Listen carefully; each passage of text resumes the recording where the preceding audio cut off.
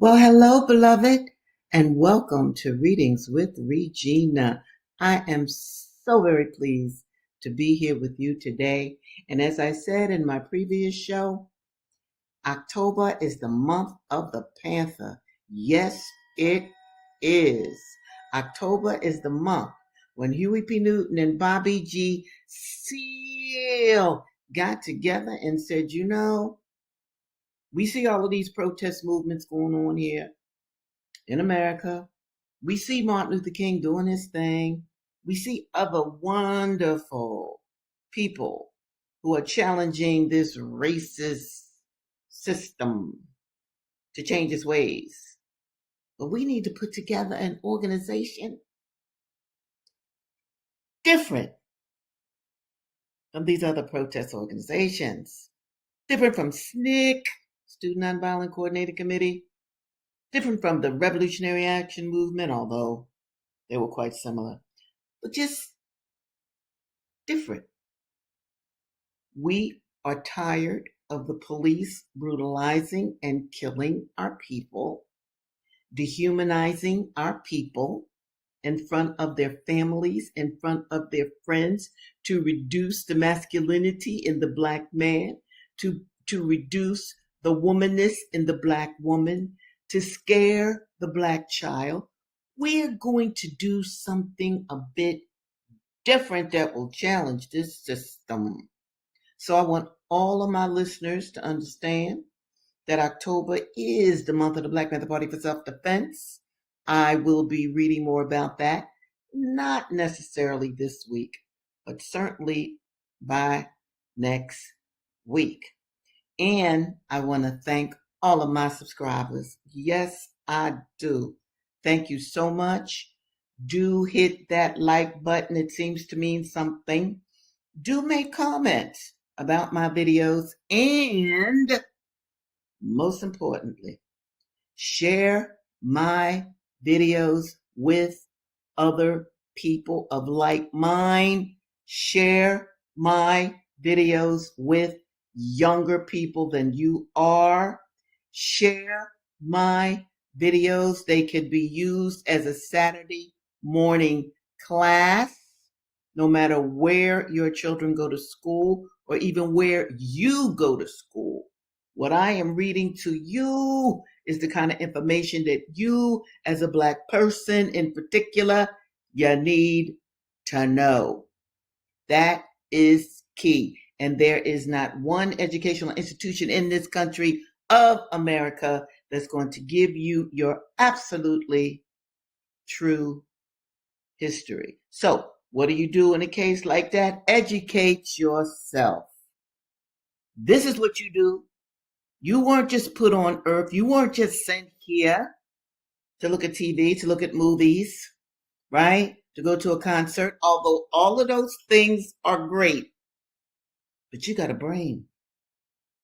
You got a brain that needs to be elevated so that we can make this world into something that it needs to be. Don't you see all of the wars going on normally started by America? Yes. Now you see that America's now messing with Venezuela. They want a regime change. This is what America has done. This is what America is doing. All right.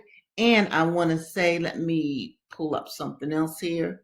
If you want more information about how your country, my country, has been since its inception, going around the world, destabilizing countries that may not be as strong as America, may have a different system of government from America, I urge you to read Mumia Abu-Jamal and Stephen Victoria's book, Murder Incorporated. Empire, that's what America has become. But if you think of empire and you think about Rome, Rome didn't last. Genocide, do I have to repeat about the Native Americans? I don't think I need to. Manifest destiny. And that is a belief system that Americans have had since its inception. And that belief system of manifest destiny says that we can go anywhere and do anything we want to do to people that don't think like us, people that are non-Christian, people that are whatever, so we can steal their resources, so that we can make them even more docile. All right, people, let me get to the books right now. I'm going to start off with this gem, Incidents in the Life of a Slave Girl by Linda Brent. Why is this book so important? It is so important because Linda Brent was actually a slave girl. This isn't a book written by somebody else saying, well, I'm going to write about Linda Brent. No, this book is actually written by a good sister, a brilliant sister that was enslaved. Very, very important. Okay, so let me get to this. Here we go. I left off, and I want to emphasize this. I left off last week where an enslaved man had been murdered. Yes, whipped and starved. He was a runaway. So when he was caught, and how was he caught? Let me remind you. Negro dogs. Oh, yes. These were the dogs that were trained to track down runaways. Some of you can read what's on this poster and look at the date, 1856. Negro dogs. And you can get them at a good price. Okay? Yes, that is the history. That is a very important part of history of Black people in America. But let me also show you this. Brother Love, with his sister behind him, got something for those Negro dogs. But that didn't always happen. But it did happen. This is what I want you all to know. This is why I created Readings with Regina.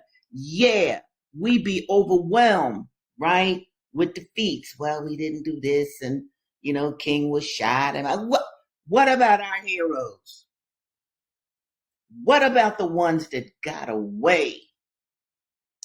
And that's what I wish to emphasize, so that when you teach your children, you teach them the truth, but you teach them the whole truth. And the heroism of Black men and Black women, that ain't going to be on mainstream media. Never. Never. Okay? Now, if you are a carbon copy of a white person dealing in white culture, yeah, you'll go far. If you look like them, talk like them, do like they do, support what they, right on, you will be famous.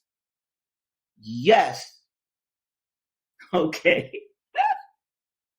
I surprise myself when I come out here, y'all. You need to know that. But anyway, this particular enslaved man, James, was killed. And this is what Linda Brent, Harriet Jacobs writes. She says it was hard for James to be a slave because he was manly.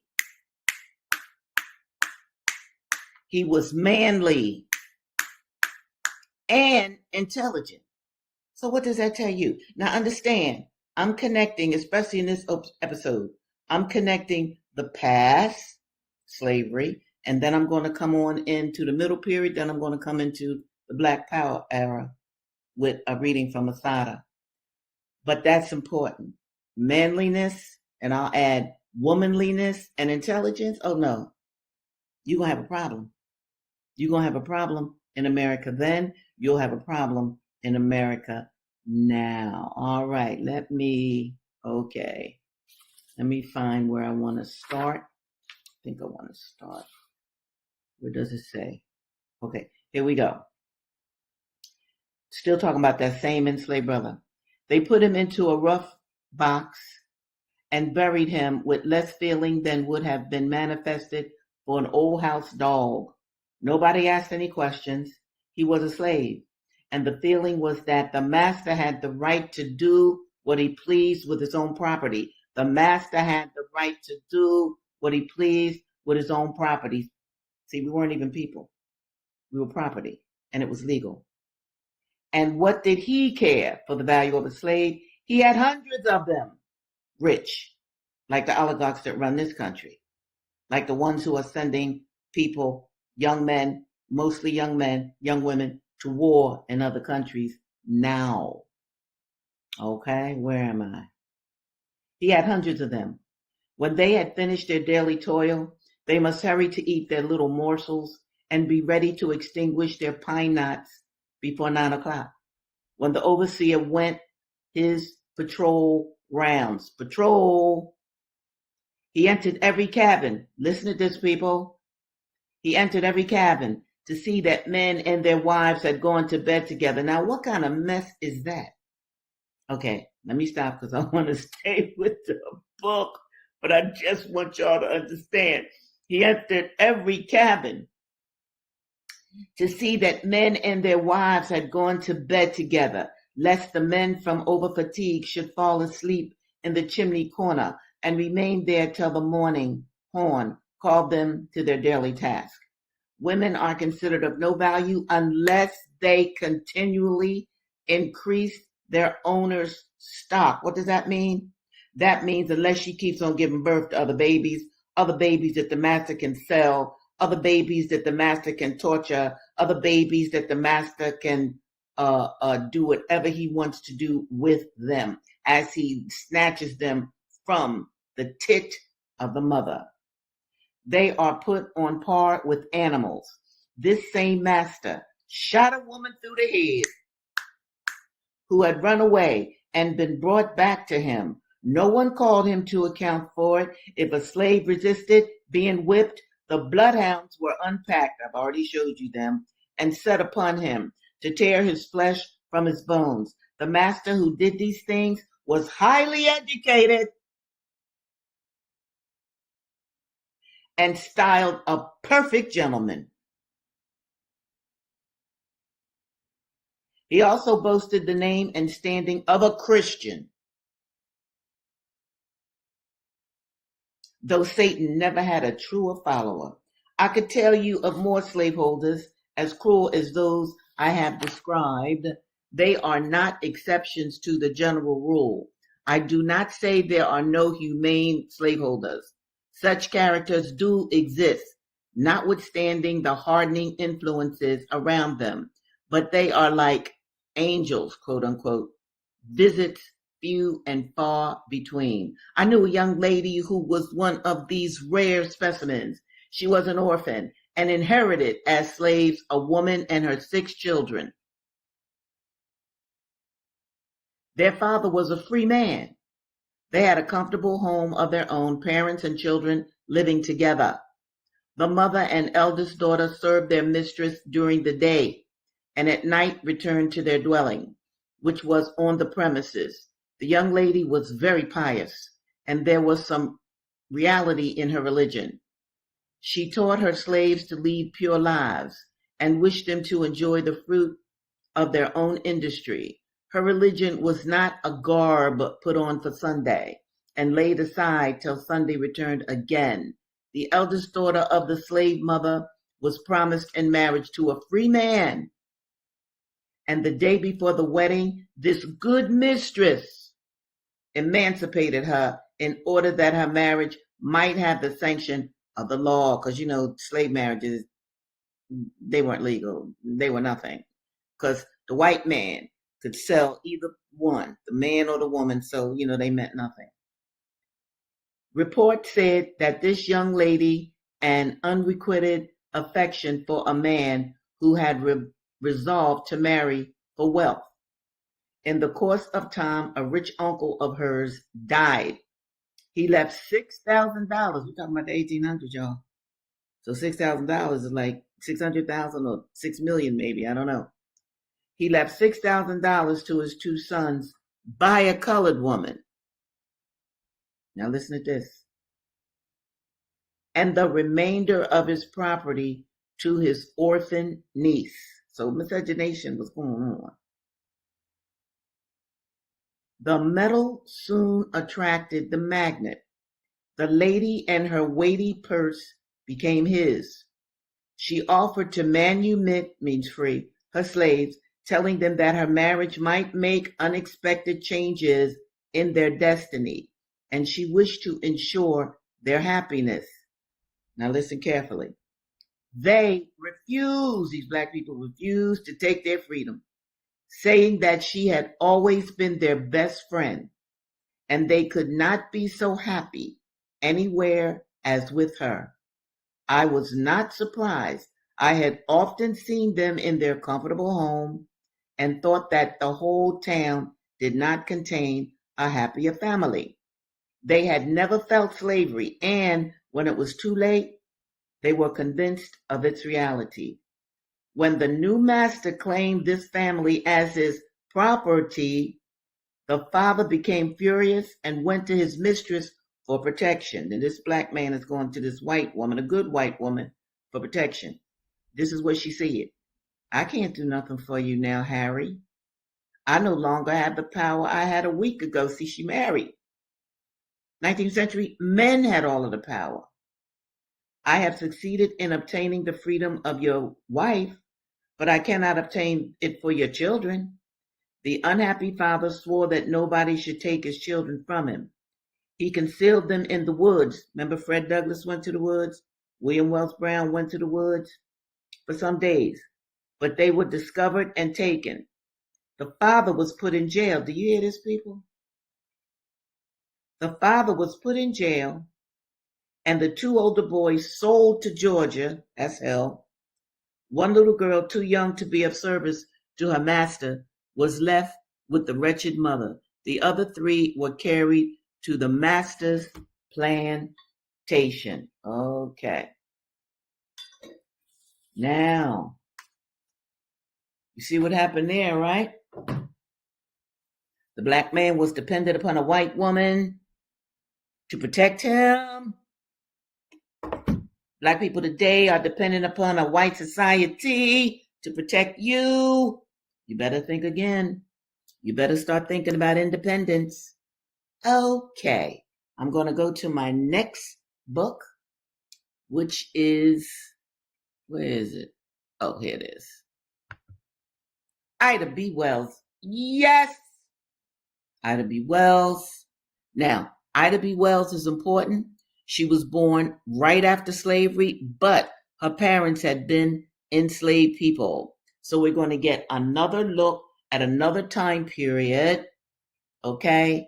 And we're going to see the making of this great woman who became the first investigative journalist, female, and she investigated lynchings in America. But right now, she is a child, okay? And there has been an epidemic, yellow fever, in her hometown, and her mother and father they're dead, and she is getting ready to take over the care of her brothers and sisters. I think it's about 7 of them. All right, here we go. Everybody asked why I had come home. The family physician scolded. Also my sister, who could not walk a step, yet she seemed to be greatly relieved to have me there. She told me how our father went about his work, nursing the sick, making coffins for the dead, that he would come to the gate, bringing food, and finding out how all were getting along. She said our mother was taken first, and a young Irish woman had been sent to nurse her.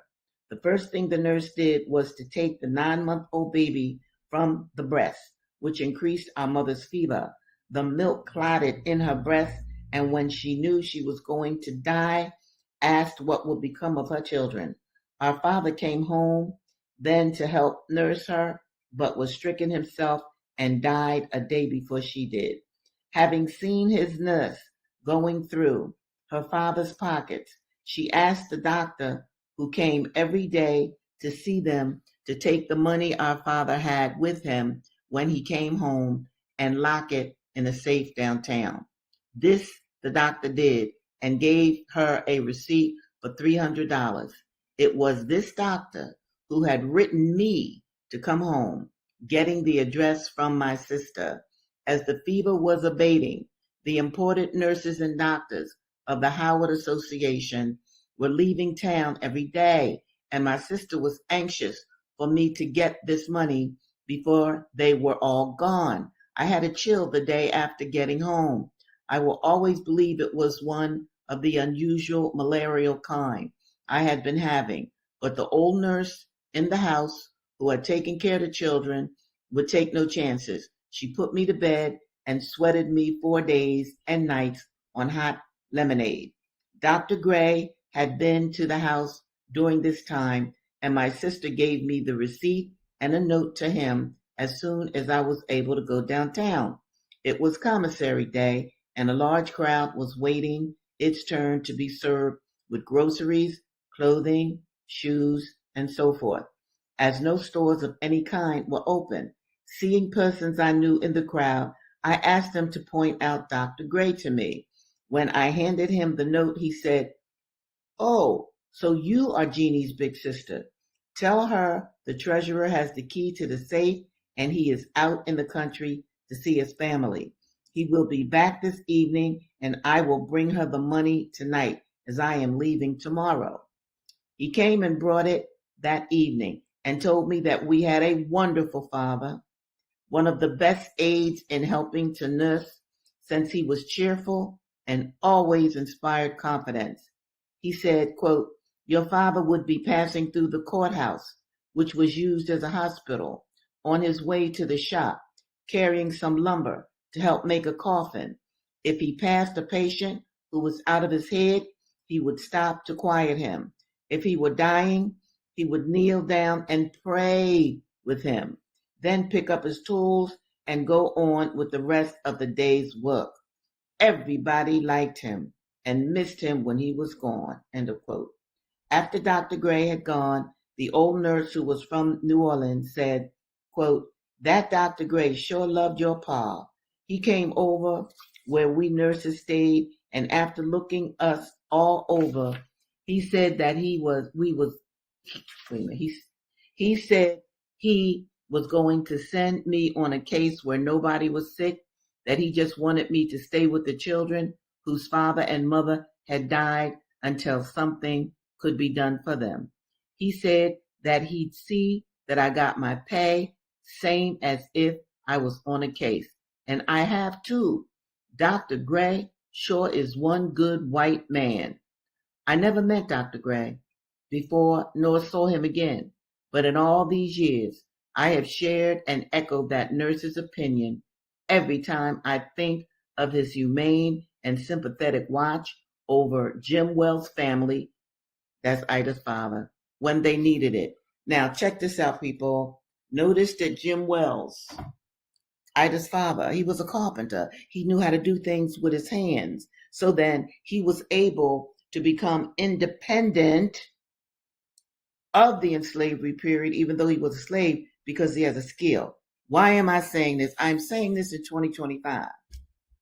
Now that was 18 something.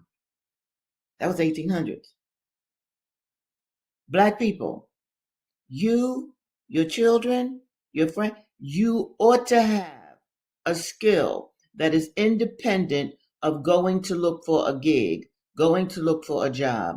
You need to figure out what it is that you love to do best and then perfect it, have a skill where you can make money outside of this system legally. And I listen, I'm laughing because I'm saying that because, yeah, I'll share this. Look, I wasn't always legal. I was broke and poor. So I had to come up with ways that I could make money, especially while my husband was very ill. He had been in Vietnam. Wars are hell. Okay, so I had to take care of the family. You understand?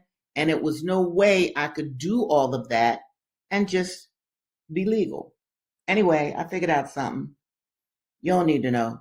But the point is, this is very important because I've said this in just about every episode. I want to create a generation of really skilled people. And as I go to Assata, I want to remind you, Assata's lawyer was her aunt. She didn't have to find somebody, some stranger or whatever. It was right in the family. So you want to raise your children to have specific kinds of skills. And I encourage you to create skills for them, show them various people that they could study under or study with or apprentice with, the kind of skills that will help what we called in the 1960s nation time, baby. That's how you have got to think as a black person in this country. That way, nobody can take away your rights. Nobody can take away your skills. Nobody can take away the institutions that you have built. That is very important. Now, let me go to my hero, one of my heroes, Assata Shakur. Oh, check this out. I forgot to tell you this, and this is important.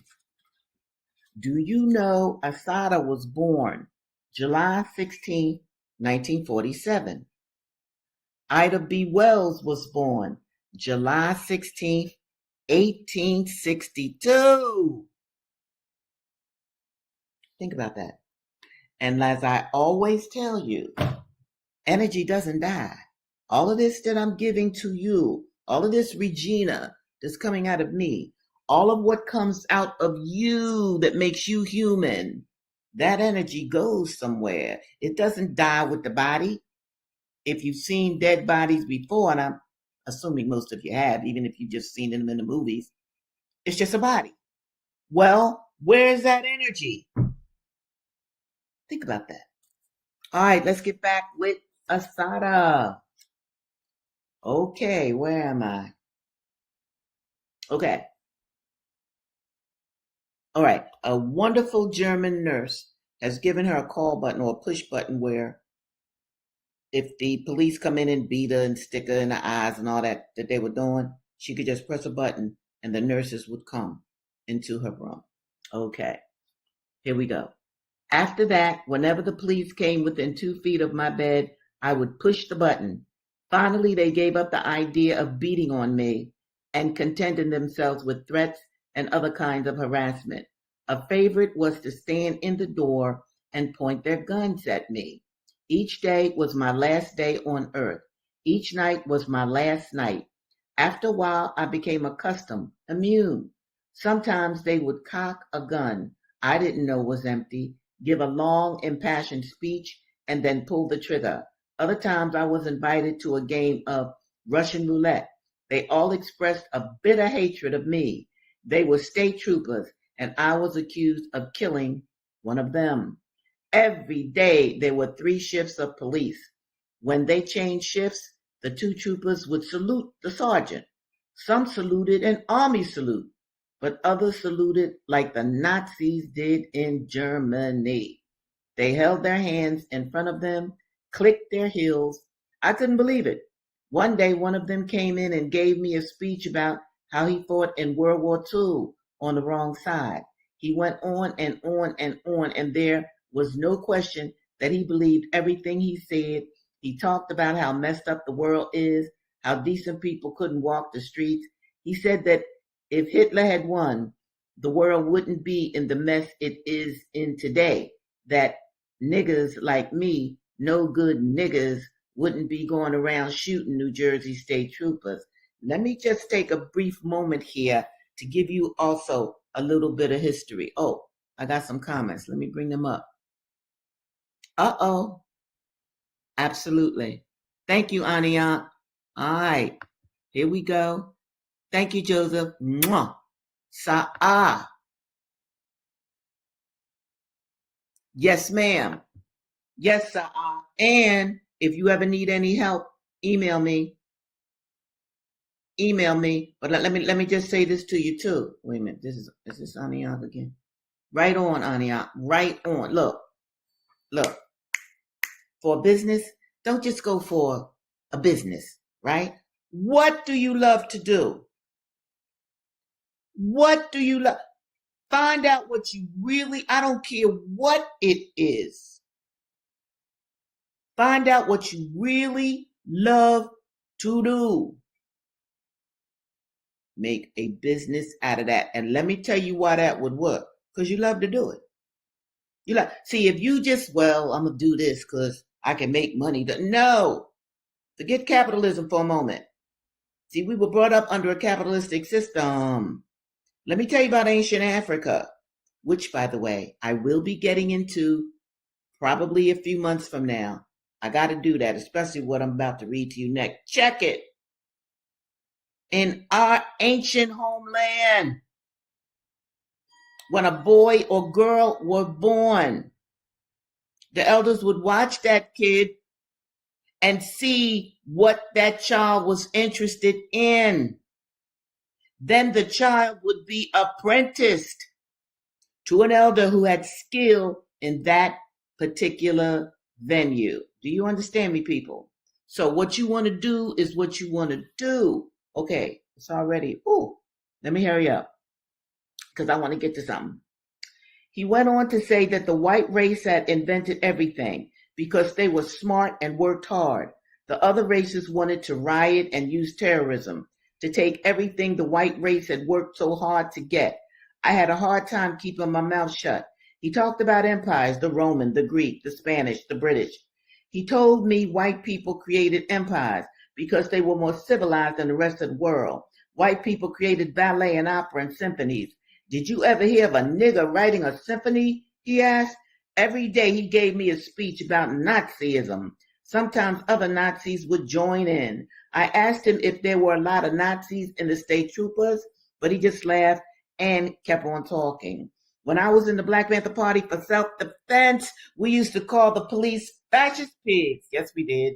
But I had called them fascists not because I believed they were Nazis, but because of the way they acted in our communities. As many times as I had referred to police as fascists, these shocked me by the truth of my own rhetoric. I later learned that the state troopers in New Jersey were started by a German, that their uniforms were patterned after some type of German uniform, very similar to the uniforms in South Africa police wear, that they are notorious for stopping Black, Hispanic, and long-haired people. The long-haired people were the whites who were often our comrades, and they let their hair grow long. They let their hair grow long. So they were called long hairs in the 60s and 70s. On the turnpike and beating, harassing, and arresting them. Now, let me just say this before I sign off for today. Dig it. Yeah, white people like to talk about Rome. They like to talk about Greece. Who do you think taught the Greeks? They studied in Africa. Look it up. Well, maybe you got to look it up in certain books. African people created the first empires. You understand? Know that about your history. Yeah, they're going to throw up Rome and Greece. Yo! Africans taught them. The Greeks went to Africa. They went to Kemet to learn what the people knew about holding time, about building pyramids, about creating dams. So, my beloved brothers and sisters, know that. But also know this. After World War II, the United States let in the Nazis that had done all those experiments and killings on the then Jewish people. Yes, the United States let in the Nazis. Why? Because they wanted to learn how to deconstruct and dissect people too, so that they could make biological warfare instruments.